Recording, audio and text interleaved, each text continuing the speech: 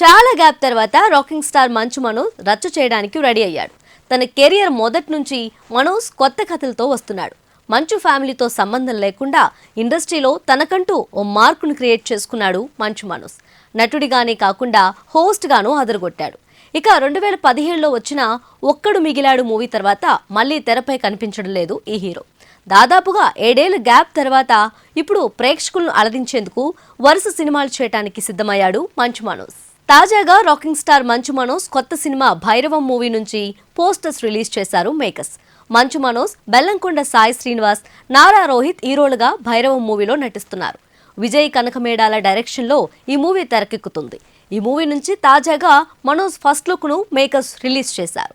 Poster చూస్తుంటే సరికొత్త క్యారెక్టర్లో మనోజ్ కనిపించబోతున్నట్లు తెలుస్తుంది. భైరవం మాస్ వరల్డ్లో గజపతి వర్మ అనే పవర్ఫుల్ పాత్రలో మంచు మనోజ్ కనిపించనున్నాడు. రగుడ్ అవతార్లో కనిపించిన మనోజ్ను చూసి ఫ్యాన్స్ అదరగొట్టాడని కామెంట్లు చేస్తున్నారు. బ్లాక్ అండ్ బ్లాక్ దుస్తుల్లో పంచెను పైకి కట్టుకొని వర్షంలో తడుస్తూ ఇంటెన్స్గా చూస్తున్న మనోజ్ లుక్ను చూసి వేరే లెవెల్లో ఉందని అంటున్నారు సినీ లవర్స్.